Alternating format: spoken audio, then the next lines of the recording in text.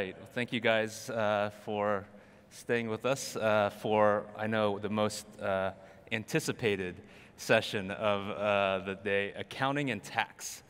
But I got to tell you, when it comes to accounting and tax, I believe that for Bitcoin, it is the most interesting topic within that sector. So we hope to be able to share some good information with everyone today. I have with me today Noah Herman, who is the Chief Revenue Officer for Fortris, which is a global leader in digital asset treasury operations for institutions and enterprise businesses. Noah has also served as the Director of Treasury Services for Circle and has a background that includes banking, fintech, and digital assets. We also have Rob Massey with us, who is a partner and global tax leader at Deloitte. He has over 25 years of experience in tax consulting for technology companies and is the founder of Deloitte's crypto practice, which he started in 2012. He also serves as the global tax leader at Deloitte for blockchain and cryptocurrency overall. And last but not least, we have Amy Park, who is an audit and insurance, blockchain, and digital assets partner at Deloitte. She spent 2 years at the Financial Accounting Standards Board as a practice fellow setting accounting standards under US GAAP. She is a member of the AICPA Digital Assets Working Group and provides guidance on accounting matters for digital assets specifically. So thank you guys for being here. Before getting into the nitty-gritty of the accounting topics, I thought it'd be worth spending a minute just highlighting a little bit of the background and a little bit of context on MicroStrategy's journey and experience in adopting Bitcoin as a treasury reserve. I think most know late 2020, the company made the decision to take all of the cash and cash equivalents on our balance sheet and move them over to Bitcoin, and in the process had to really tackle a lot of complex topics on that transition around financial reporting, around custody and storage, around risk and controls, all of the things that are absolutely impactful and critical for especially a public company, and a public company that had been SEC registrant for over 20 years. It was a lot of work, and I'd say I wasn't here personally at the time to see all the heavy lift that was performed, but one of the things MicroStrategy did, and I think it's a little bit embedded in the DNA of us being an innovator in business intelligence and software, is we created a journey and an experience that could be open sourced. We put a lot of that information out on our website. We put a lot of the policies, procedures, learnings, and protocols out there for other corporations to also adopt. And so it's as part of that, we have this type of session and this type of data help further understand what tends to be a very complex topic, and specifically within this session around accounting and tax. I guess last thing I'll kind of mention on before I open it up for questions is just highlighting one of the big challenges that MicroStrategy had specifically since taking on the strategy and still today, we have to deal with the accounting policy around how we measure Bitcoin on our balance sheet from quarter to quarter. And as many know, currently it's governed under the intangible asset rule, where basically anytime the fair market value drops below the carrying value, you have to take an impairment charge. Conversely, we are not allowed to take any mark above that when the fair market value increases above the carrying value. So it's a bit of a one-way street that challenges our balance sheet, and especially the financial reporting aspect. But to give a little bit of a sense of that journey as well, because I think it plays into how complex these topics play out, in August of 2020, Bitcoin was around $11,000 to $12,000. March of the following year, 2021, it had increased from $11,000 to $12,000 to $60,000 a Bitcoin. Then in July of that year, it went down to $32,000 a Bitcoin. And then in November of 2021, it went back up to $63,000. And then at the end of 2022, Bitcoin prices were down to about $16,000 a Bitcoin. So again, Started at 11 to 12, went up to 60, came down to 30, went up to 63, came down to 16, and now we're back up to like 28, 29. So that's the volatility of Bitcoin price, and that has a meaningful impact on the accounting and financial reporting that we have to do at MicroStrategy. And you're a good example because you increased your position throughout that journey. That's right. Which makes the application of your rules pretty interesting. Not my rules. Oh, it's always Amy's rules. We'll talk a lot about accounting today, and I think more positive accounting things, but I always start by saying, these are not my rules. Don't throw the rotten tomatoes at me. Everybody hates the current accounting, but that's not my rules. But I think more importantly, you are helping create knowledge and understanding around the complexities, and therefore hopefully advancing that part of the spectrum. But I guess the first question, I'll start with you, Amy. Obviously, all the complexities I just described, can you tell us a little bit about what you think about how the current rules are changing and what you think they'll kind of evolve into? Yeah, and I think for the people in the room who aren't accountants, there's a couple of things I just wanted to start with, which if you're a company in the US and you have to report financial statements, you have to follow what we call US GAAP, which is the generally accepted accounting principles in the US, and that's set by a board called the FASB. We have some exciting stuff on the horizon. We have a project that the FASB is currently working on to change some of that bad accounting that you talked about, Andrew. But I think what I really want to try to walk through is a little bit of the history and the timeline, because I think it works really well with our discussion today, and for many of the people in the room who've been very closely following what MicroStrategy has been doing. And so the FASB in October of 2020 decided to, they had a board meeting to say, should we add a project onto our agenda about digital assets and changing the accounting? And there's 7 board members on the FASB. You need a majority, so you need at least 4 to agree. And they voted 7-0 to not add a project. And that was October of 2020. If you think about the timeline that Andrew was talking about, MicroStrategy was, I think, maybe the only public company that had a material position at that time. And so when the FASB has to think about all their different accounting projects that they need to work on, and the people that they have to work on those projects, they have to prioritize, right? And they said, you know what? Doesn't seem like a pervasive issue. We have one public company. There's probably other companies that are holding it, but it's not material enough that we're seeing it on the financial statements. Then you talked about that increase or uptick in the price. And then what did we see happen in the fall of 2020? All these other companies were like, FOMO, right? I think that's what somebody said this morning, fear of missing out. Should I be getting engaged? Should we be getting engaged? The price is soaring. There were other public companies that were starting to get engaged as well and holding material amounts. And we started seeing more pervasiveness, right? But I think that pervasiveness, what it also highlighted was that the accounting that people had to follow didn't reflect the economics of what companies were actually holding. So you talked about in August of 2020, it was around 11,000, right, you said?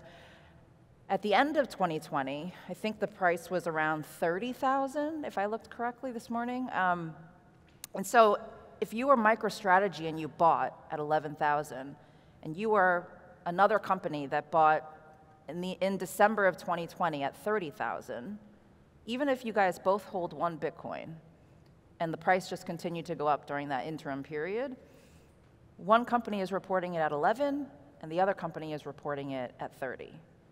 The next day, both of the companies can sell it at 30, or today that they could sell it at 30, but their financial statements are both showing very different numbers for the same 1 Bitcoin. And that lack of one comparability, if I'm an investor and I'm looking at those 2 companies, I see 2 very different numbers, but economically they hold the same thing, is a big challenge, number one. That's a lot of times when they say GAAP is broken, if you can't compare because the reporting doesn't make sense, that's when we question whether or not GAAP needs to be changed. And then 2, we started seeing more and more companies adopting. And so that reason why the FASB originally decided 7-0 to say, no, we're not going to add a project, all of a sudden became, wow, this is a pretty big issue. And so in 2021, the FASB, what they did was they did an invitation to comment, and they do this every several years. It's basically telling, the world, anybody who cares about accounting and reporting, tell us what we should work on. because we only know what you guys tell us is difficult, what investors say, I don't really understand, et cetera. I checked this morning. They received 521 responses. That's a lot of comments, comment letters, and they're all public. You can, if you have free time, you can go read them all. Around 492 of those said that they had to fix this bad accounting. And so from the FASB's perspective, wow, we got a lot of comments, and almost everybody, a big percentage of them said we needed to do something about this model that doesn't really make sense. Some people in this room might have submitted those letters. Maybe. And to give you a little bit of perspective, the last time the FASB did this, it was in 2016. And if you're an accounting nerd like I am, go back to 2016, where were we in the accounting world? All the big accounting standards were either coming out or very close to coming out. The revenue guidance, the leases guidance, the CECL impairment loss guidance. And basically, everybody was saying, FASB, slow down. You are doing way too much stuff for companies and preparers and stakeholders to have to digest and change and understand. And so they did an invitation to comment. That year, they got 45 responses.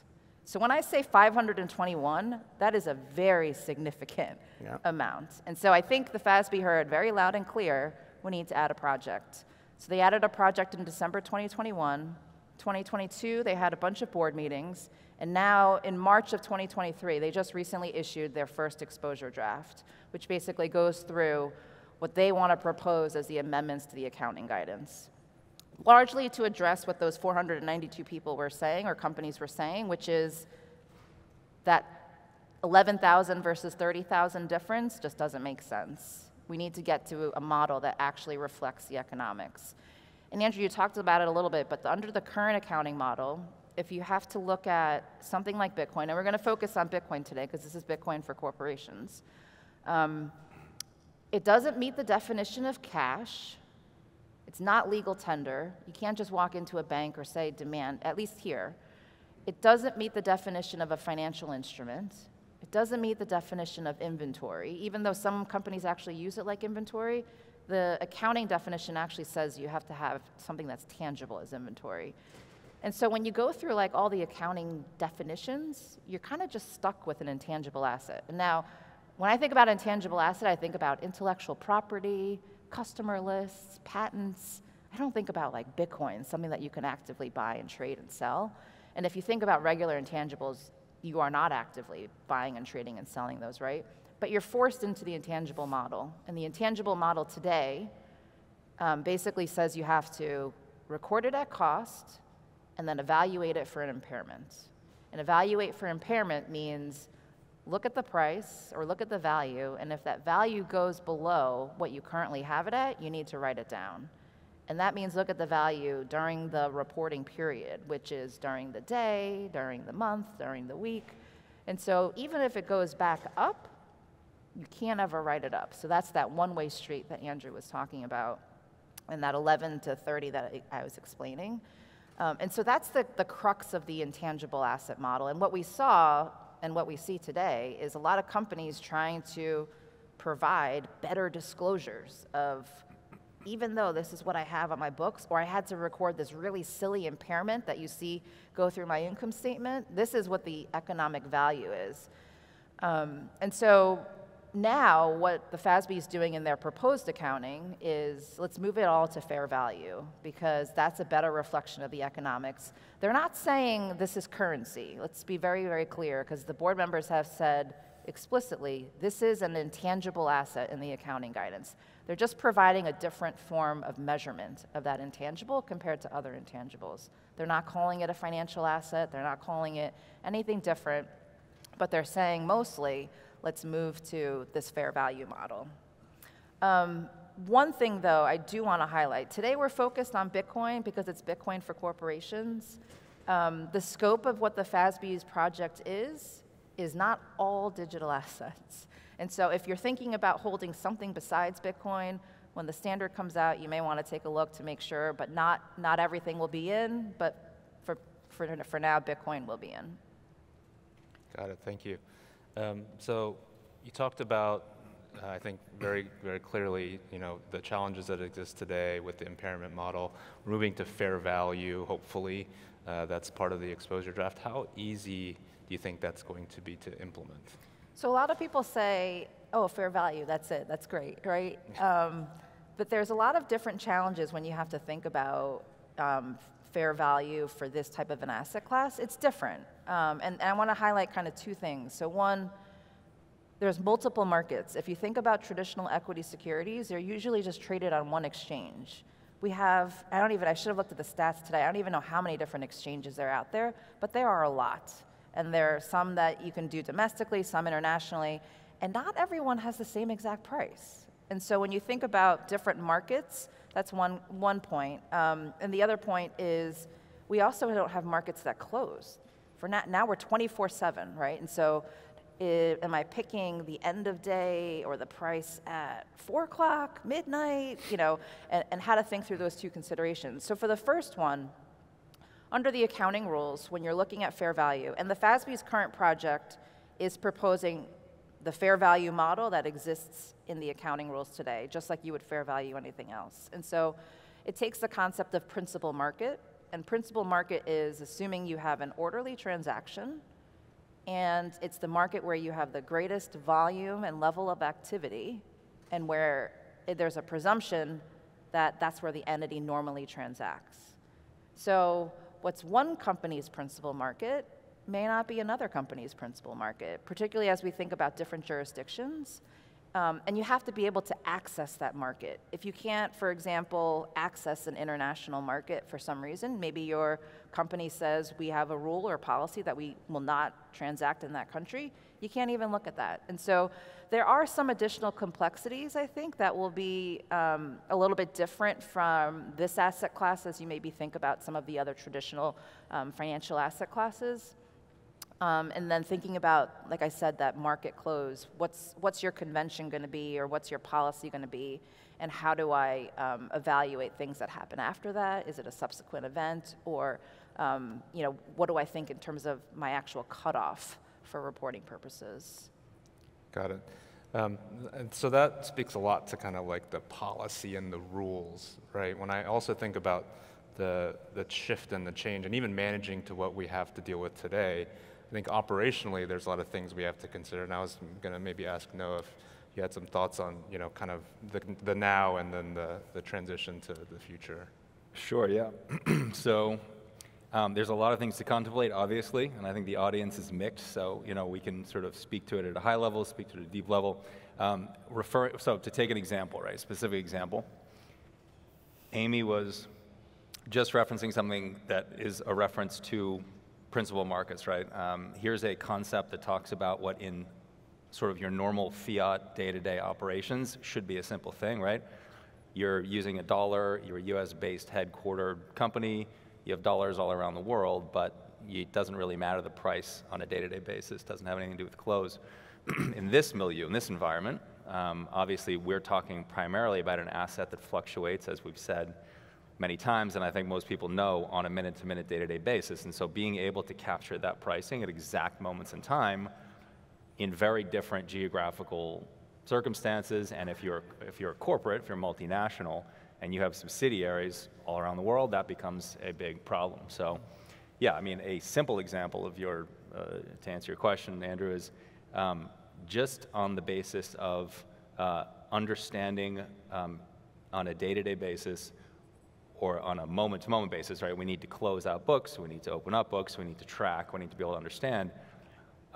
There needs to be a mechanism that gives your treasury team, your finance team, your operations team, all of them, frankly, the same information that allows for one UI, one system to operate on, but that has the capacity, as any best-in-class software would, to say, well, this is the US market pricing for this asset, this day and time, 2022.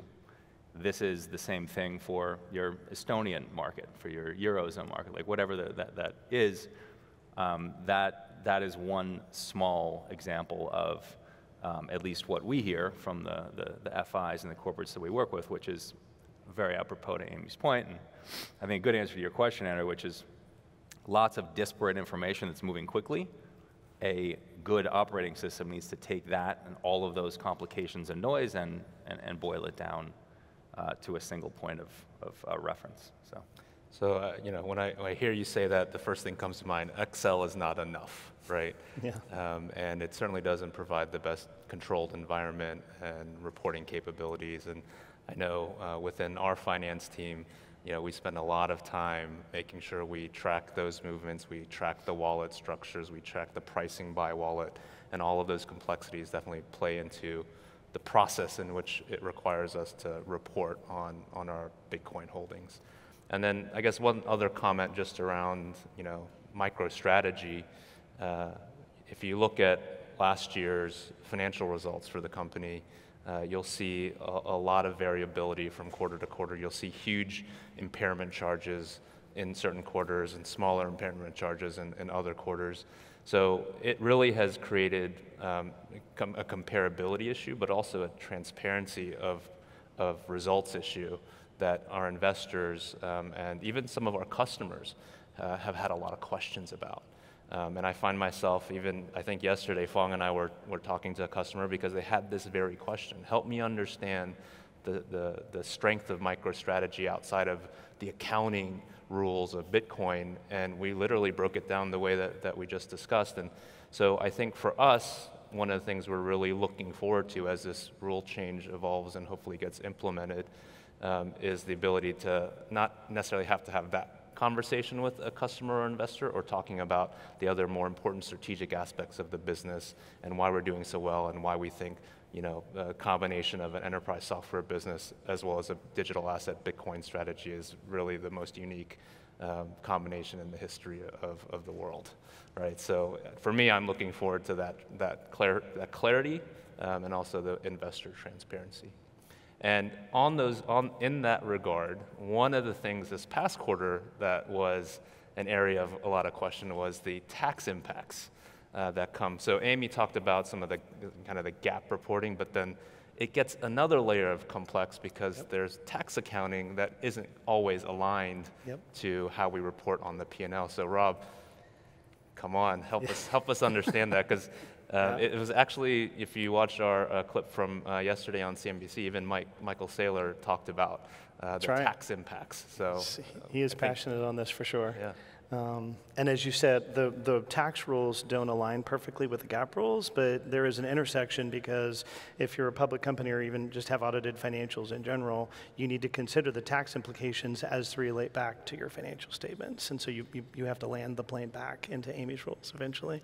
But there are lots of differences, and maybe just to go back in the timeline, the first time that the IRS commented on digital assets, Bitcoin in particular, was in 2014.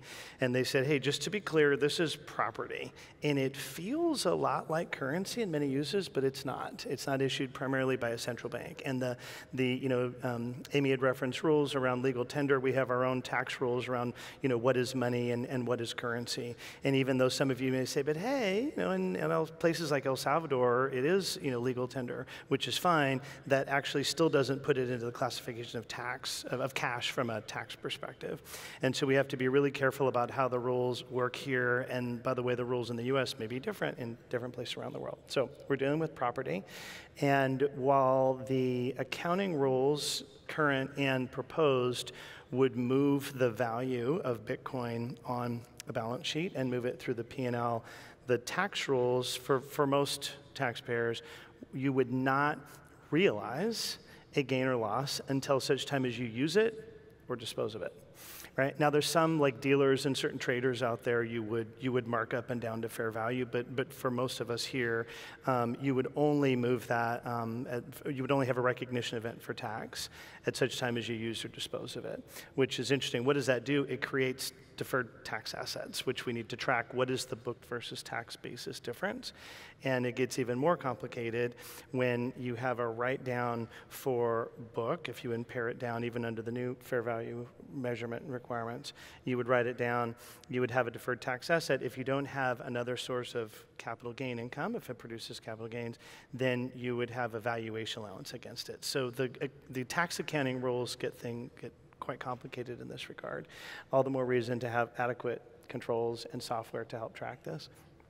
Rob, can you explain what a valuation allowance is? Yes, absolutely. For those who don't maybe understand. For the non-accounting nerds in the room? Okay. Yeah. So it's always a good reminder, too, for the accounting nerds. if you have a deferred tax asset, which is an asset like other assets on your books, and you don't have an ability to realize that deferred, then you may have basically a valuation allowance as a reserve against it. So you would net it out to a zero. And so you have to evaluate all your deferred tax assets on all interim period reporting to figure out if you have a realizable asset or not. Which gets even more complicated because I think in some instances today, your fair value, even though you're not moving it back up on your books, if you had an increase like some companies did in this last quarter, you would see an increase to the fair value, even though you didn't record it. That is a new source of income for tax, which means you may have a valuation allowance release, which gets super wonky and even more lack of comparability, which I think is not fantastic, which is why the FASB should get engaged. So the other notable change, the difference in taxes, we care a lot about if you are going to realize a gain through a sale or exchange, these are all fungible assets. And we can talk about the traceability of Bitcoin and UTXOs, but fundamentally you're dealing with a fungible asset. And in the instance of MicroStrategy and other taxpayers out there, you've got some pretty lumpy basis. If you entered in, like even go back to 2012, you're this crypto OG and you've got $100 basis of Bitcoin, or you came online in 2020 in the $11,000 range and then you wrote it up in the market and you bought in the dip and all this other stuff, you've got very lumpy basis. When you have a fungible asset, you really need to track tranche by tranche. And while there's not clear guidance on this, if you have billions of dollars at stake, you want to use the best hygiene possible to make sure you can access intentionally, if you want to access your $60,000 basis Bitcoin versus your $11,000 basis Bitcoin because you're going to use it. Clearly, there's a $50,000 gap in the gain or loss you would realize if you used it. That's a big deal, particularly when you're talking about billions. So what people start to do, and you reference this, is develop wallet structures. What does that mean? When you have fungible assets, the concept of segregating as close as we can to physical segregation between wallets and addresses, your $11,000 basis Bitcoin here and your $60,000 basis Bitcoin here and separate addresses, then with hygiene and intentionality, if you're going to use it, then you can choose which one it is. If it's all in the same address, then there's question as to whether or not you can pick and choose. Now, there are those out there that say, well, if I have books and records and I'm basically saying, like, here's my intentions as management, that ought to be enough. But again, when you're dealing with billions of dollars, I would go the extra mile, and that's what a lot of companies have done. And again, you need software to do that. You need intentionality with management. So there's some fundamental differences out there between the two, but important to collaborate between. And in your exercise back in 2020, we had a lot of people in those Zoom parties, right? It was lots of advisors. It was tax. It was accounting. It was treasurers, legal, it was investor relations. Everybody talking collaboratively to make sure that you got it right. There's a ton of considerations out there. So there's a little of that. To your point on open sourcing knowledge a little bit, we just updated this morning and re-released our piece on corporates investing in crypto. So a lot of the things that we're going to talk about today, and even a step further, it talks about accounting, tax, and all the rest of it. So if you're interested, you can check it out. It's on LinkedIn and Twitter, and that's just to share with everybody what we're talking about. It's a nice, easy read. Yeah. No, I think that's part of why we're here, and it's a similar kind of reasoning as what we've done, just to share the information so we can all learn from it, and hopefully more adoption leads to more sophistication and more clarity across the board. I think you talked a lot about we talked a lot about complexities, and I kind of want to go back to Noah again and just kind of get your thoughts on how systems and process can help alleviate some of these issues around transparency and things of that nature. Yeah, absolutely. So I think Andrew said it well, lots of complexity, lots of detail. You have two of the partners, one of the largest consulting firms in the world here, so I don't know how the audience is receiving the information, but one of the things that I can speak to directly is the notion that so we can take even MicroStrategy as an example, right? So we have here the first largest publicly traded U.S. corporate that is holding the largest and most tenured Bitcoin position in the world. And they first looked at it as a treasury asset, right? Something that forms, I forget the exact terminology, but an alternate treasury, I think is the language you used yesterday, right? And so you have that, and you have that as a concept. And what does that mean for a corporate? What does that mean for any of you in the audience who are in treasury ops, finance, accounting? It means that you are buying an asset, and by and large, you're holding it on balance sheet, and you're tracking it, right? And that's not a static thing by any means, as we all know, and as I've learned from working closely with the MicroStrategy team.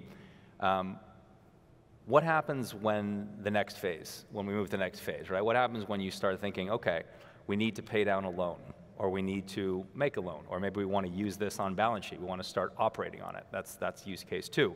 Tomorrow, specifically, is going to be devoted to Lightning, right? How does it work when you start to attach payment forms on the other end of this and actually operate on Bitcoin? So if you think about MicroStrategy as in phase 1 and 2 of that, sort of early on in phase 2, and I think as we'll find out tomorrow, moving toward that quickly, you quickly realize that with I think it's 100, I think I heard Cherie say it's 140,000 coins on balance sheet. I think that equates at current market rates to something like $4.5 billion position.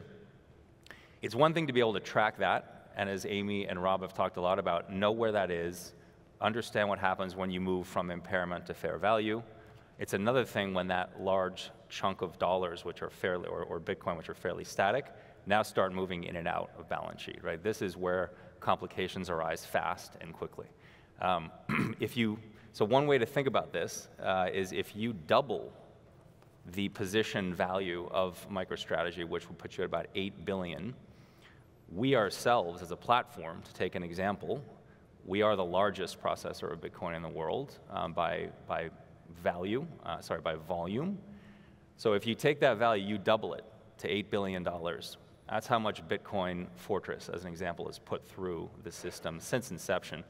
But it has put it through in essentially millions and millions of fractionalized pieces of Bitcoin, and has built itself, as an example, and being led by our customers as a way to be able to ensure that for every single position, every coin on, every fraction of every coin on, every fraction of every coin off, the basis for every single position once it's brought on, the basis as it tracks across time, disposal rates, all of this is all categorized at a very, very, very hygienic, to borrow Rob's term, very hygienic level of duty and care and standard, right? That is the way that we at least built our platform, and it's been led by our customers, right? We need to understand. It's a message we hear over and over again. We heard it from the multinationals and the corporates who work with today, and we hear it from all of the FIs and all of the corporates that we are speaking with now about bringing these digital assets, specifically Bitcoin, on balance sheet.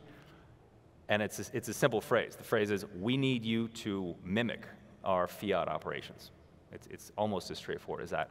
We're operators, we're finance teams, we're treasurers. We're used to operating in fiat, and maybe we're going to do what Block did, right? We're going to start with the 1%, as Michael referred to.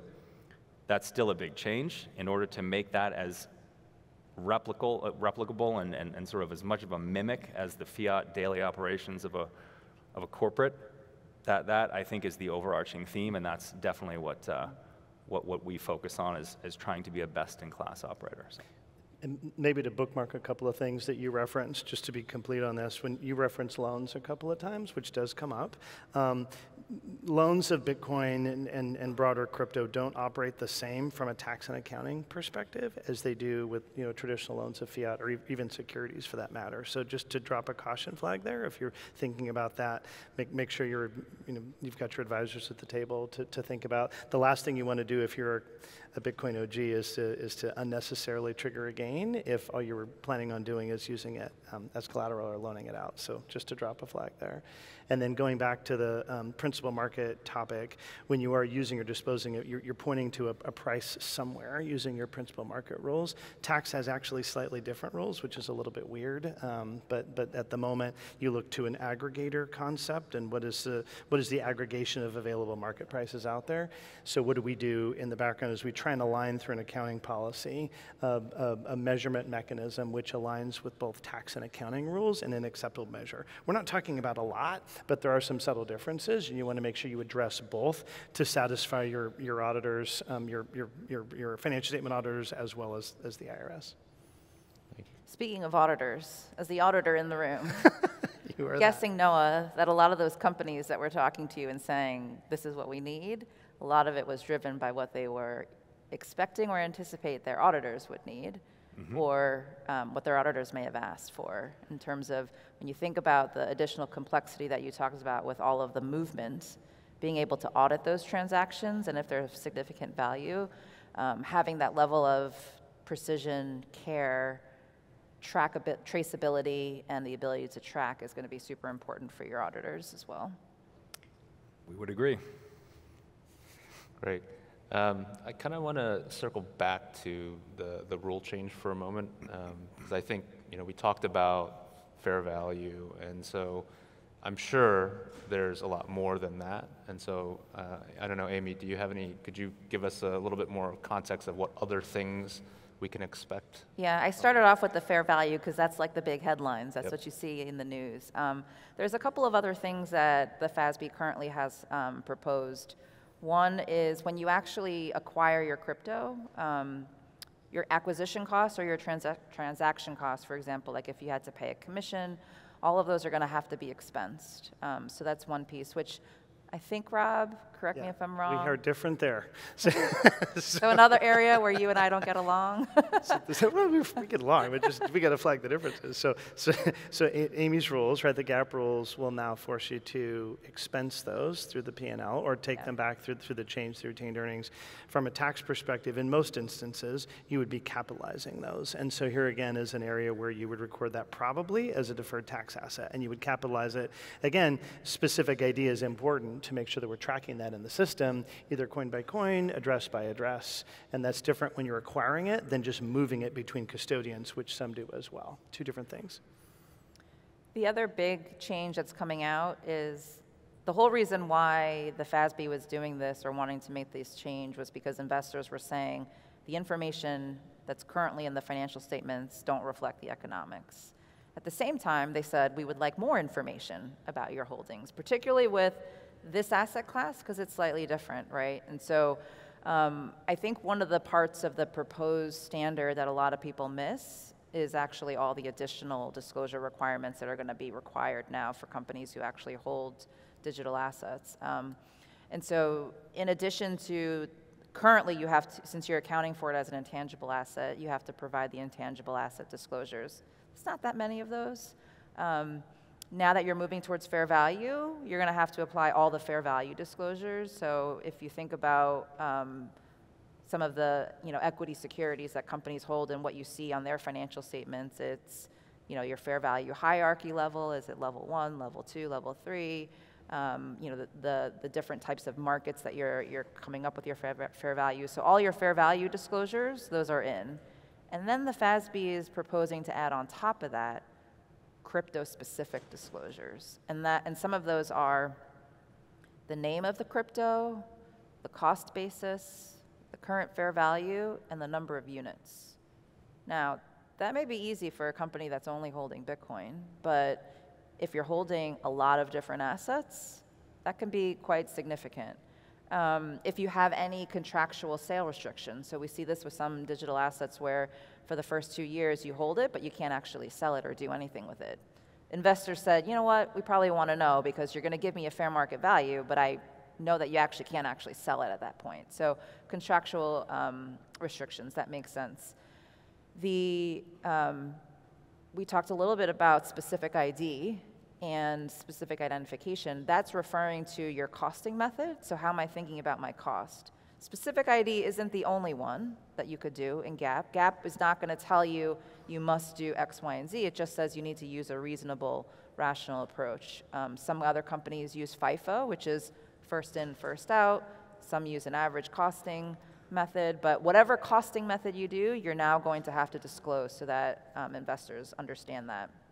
And then I'd say probably the biggest one is at year end, you're going to have to provide some type of roll forward or reconciliation. So that's beginning of the year, what did you hold? what were my purchases, what were my sales, what were my unrealized gains, which is just the change in fair value and I still hold the asset, and what are my realized gains, which are the ones that I've sold, but now I've realized that P&L income. So that's going to be a pretty significant additional requirement. I think, if we talk again, what Noah was saying about a lot more transactions, for a company that holds many different digital assets, has a lot of movements in and out every single day, some of these disclosure requirements are going to be pretty significant. And the hygiene, even though we're moving towards fair value, you still have to track what your cost basis is, because you're going to have to be able to say, when I sold it at this price, and this is what my cost was, so this is my realized. So your realized gain, that number, or your realized loss, potentially, you're going to have to be able to track that and disclose that whenever you have a sale. And so the hygiene that Noah and Rob are talking about is super critical in terms of being able to track, when your assets came in and which ones you're actually selling, et cetera. So I think a lot of people, you see the headlines, yay, fair value, but it comes at a cost. There's going to be more disclosure requirements, but disclosures that investors have said would be helpful to understand how companies, what they're holding and how much are they holding and what types of assets they're holding. And so just on the disclosure piece, it sounds like the fair value additions will be fairly standardized, like they exist already in other financial reporting, whether it's investment securities or other types of things that you have to mark to fair value.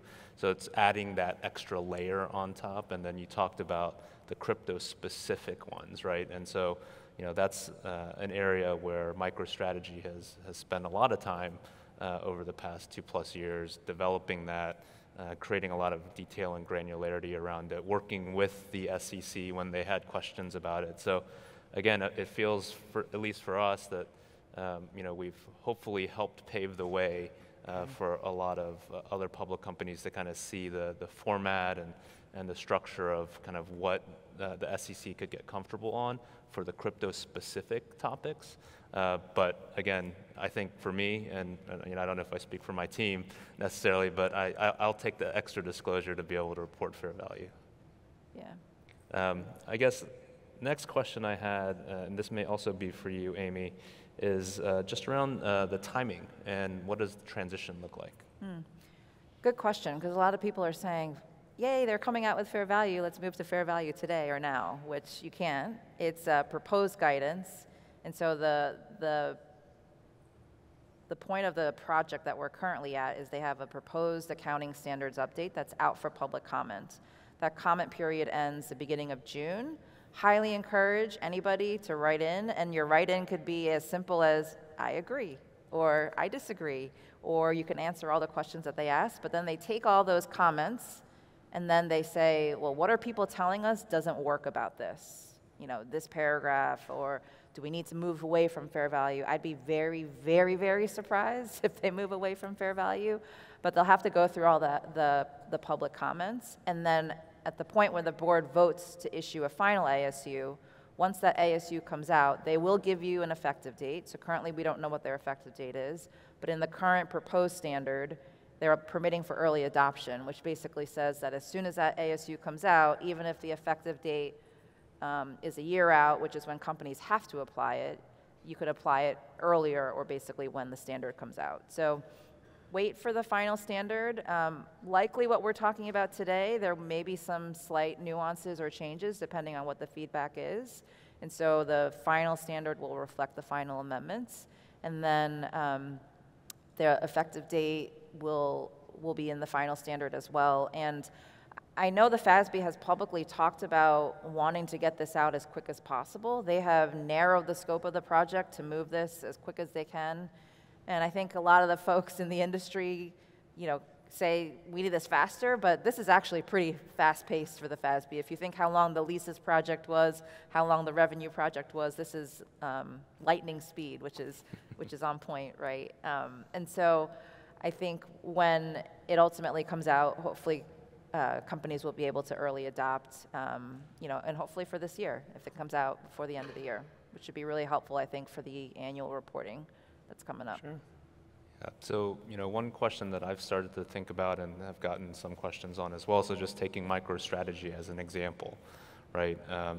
And assuming that the rule comes out before the end of the year and we were to early adopt.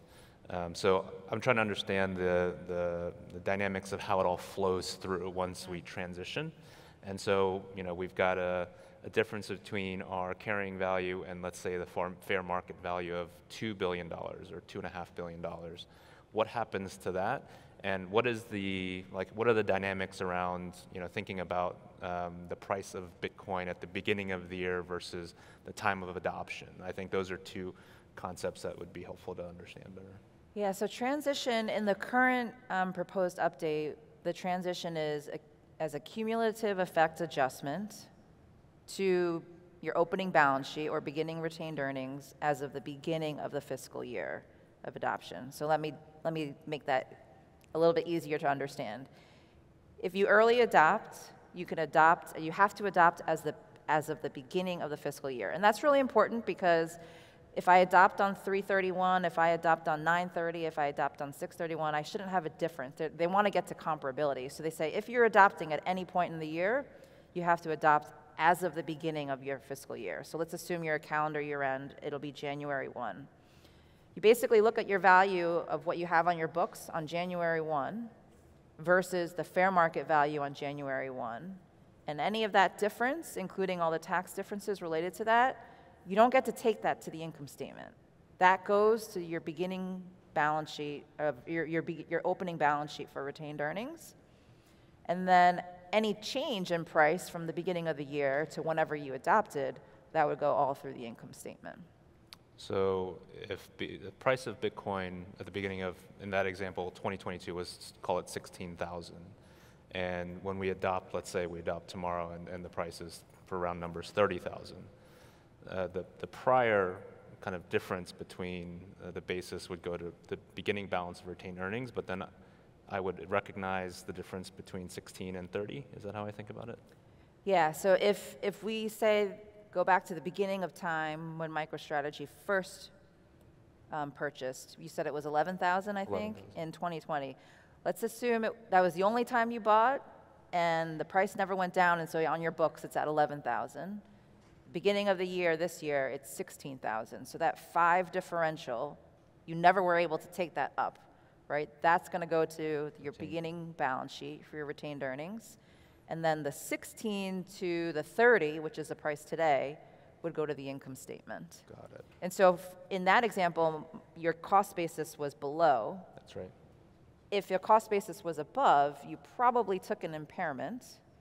And then at some point, maybe the price is going to go back up. And so there's a little bit of oddity when it comes to companies who think about what's my current cost basis versus when I purchased. And then you mentioned tax. So this becomes even more complicated. So we take, by the same dynamic, right, whatever that movement was, your 5, right? Presumably there's a deferred if that had been written down. Right, then you would work from the impairments, right? Anything that had previously gone through impairments, where you're remeasuring that to beginning of year, that tax would also move through retained earnings, as well as any valuation allowance that you have or would release, because now that you're writing it up on your books, you would get a release to that dynamic. And then the other one we flagged was the acquisition costs. So to the extent then, and this is where there's maybe some variation in the industry about those who had capitalized versus expense for GAAP purposes. Most people should have capitalized for tax.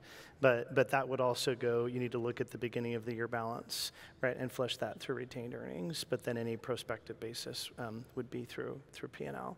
So it gets a little complicated, and then to make it even worse, if you're adjusting something through retained earnings at the beginning and then through P&L on a prospective basis, to the extent that that deferred moves again, there's these rules that sounds crazy, backward tracing. So if you move something through retained earnings and then it subsequently moves through the P&L for tax purposes, do you go back through retained earnings or OCI? Most of the time, no. But again, there's diverging practice here, so you just want to make sure you're tracking what is the dynamics, what are the accounting policies in existence to make sure you get that right. All this to say, while we're excited about the change, there's a lot of care to be had in looking through what that's going to mean on a case-by-case basis. right? And all the more rating for software, and a lot of care and hygiene, and a lot of, I mean, communication. We talk about collaboration a lot. This is where the treasury function, the accounting function, the tax function, legal, investor relations, like everybody, high attention to care to make sure we get this right, because it could be a material difference to a number of people out there. I agree. I do have to ask the question, is the audience overwhelmed right now? Are we feeling happy, excited? Yeah, a little bit, okay. Yeah, I mean, this is fairly complicated stuff. I think a comment that I can add on top of it to just provide, so you really have solution providers here, right? Like Deloitte is there, I mean, sort of at the helm of things and right there at the gate and saying, these are the problems we see, this is how we're going to solve them. We, in effect, do the same thing, meaning Fortris as a company, I think leading software providers out there do the same thing, which is we're aware of certain problems and we've solved or are trying to solve them. It's always important, I find, to reflect what we hear anecdotally, right, or on the practical level. What do we hear from corporates and banks today? And one of the things that we always hear, as I mentioned before, is we really, if we're going to do this, if we're going to take the step of bringing a digital asset on balance sheet, we really need to be familiar with everything to the extent that we can. And so one of the things we talked about earlier was, well, we've tried to mimic the fiat world as much as we can, as an example with Fortris.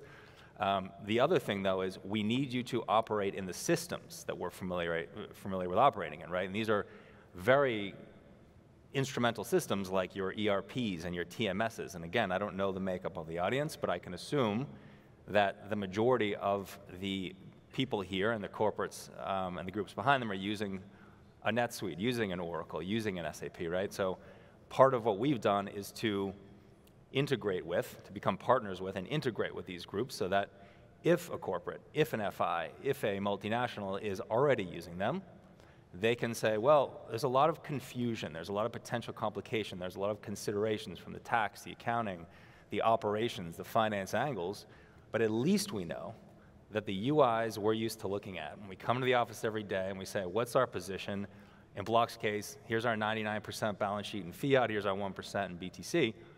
They can say, great, it actually looks the same to me. The data bridge provides all the same information, puts it up in a familiar UI, which means that business continuity, regular business operations can happen on a day-to-day basis and can feed out to GAAP, to IFRS, to whatever is the required system. So just a note to provide comfort on top of all of the nuance here. So I thought it was worth saying.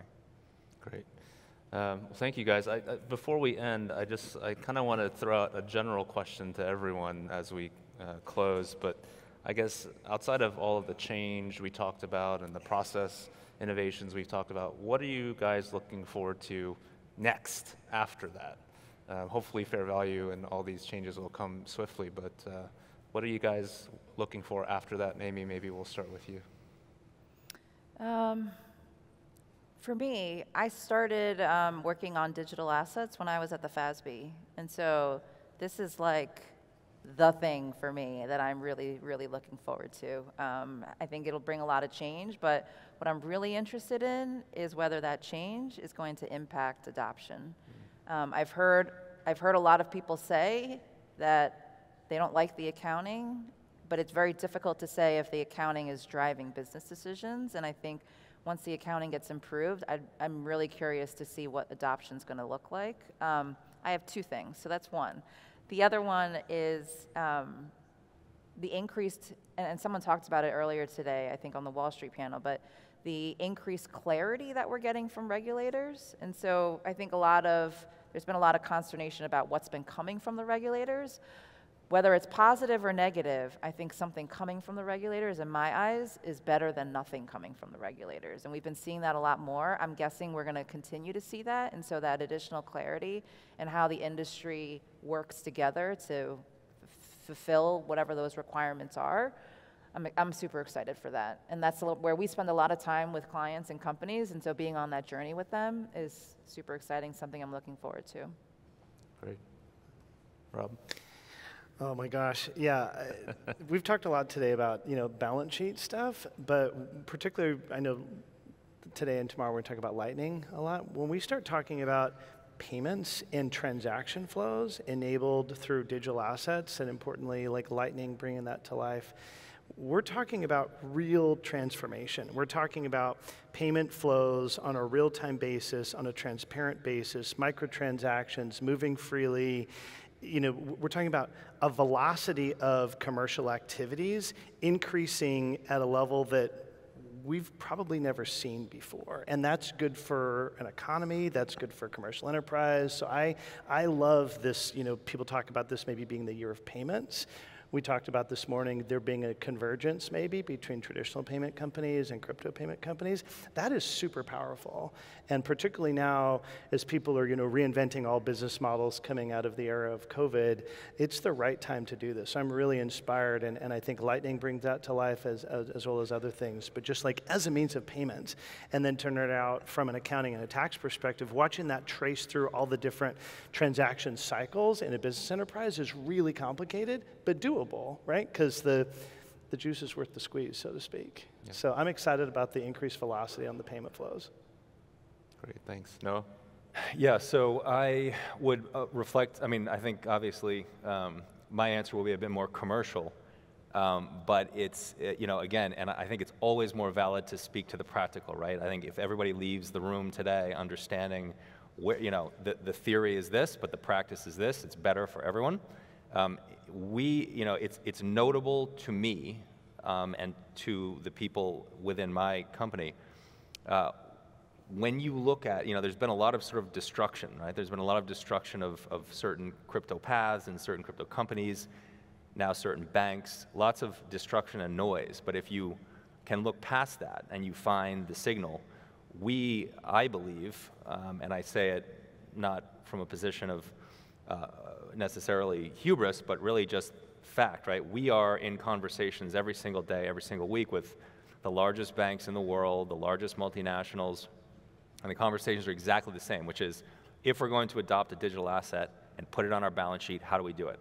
And they're either doing it because they have the FOMO that was referenced earlier, right, from Amy, which is, what are we not doing here? What do we need to do? Why are we not MicroStrategy? Or they're doing it because they have a conviction, and the conviction is pushing them to do it. Either way, we are working with 5 now, I think it's 5 of the largest banks in the world, all of which are linked to governments, so very, very large and important, globally important banks.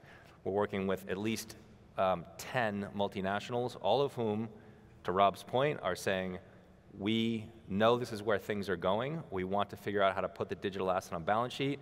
We need to figure out better payment systems, as an example, right? How do we move money around the world quicker, simpler, in a less operationally complex way? These are the conversations that we're having every day, and to me, they are indicative at a very high level of where the signal is versus all that noise. So I mention it because it excites me on a day-to-day basis. It's fascinating to watch happening. And again, with MicroStrategy to the fore, having been the first to do this, they've really, I think, done the rest of the world a favor in saying, look, these are the steps. This is how you make the journey, right? This is how you bring your board on board. These are all concepts, and I see that happening at a rapidly increasing rate now, and I expect it will continue to in the 6 months, which is all to the good. So, thank you. I just close by kind of adding on to a lot of the things that you guys have said. I think from my perspective, you know, there is a reckoning happening, there is a cleansing happening, there is a maturity building within the ecosystem. Well, you know, and a lot of that has to do with regulatory, and I think a big component is around the accounting rules that we just talked about. I speak to a lot of investors and customers who just don't get it. I think once we get past that, I do think, and I am hopeful that it will create more institutional adoption. I think there are people on the sidelines right now saying, oh, gosh, that's just, first of all, I don't understand it, it's too messy, it's not the right time, but we're aligned and we really believe that this is something we want to invest in. But once we advance on the ecosystem as well as the regulatory policies, I do think that institutional adoption will expand, and that will be great for MicroStrategy as we continue to focus on buying and holding Bitcoin. So thank you guys for your time today. hopefully we conveyed a message that was easy to understand versus some of our financial reporting. So thank you all for joining us today.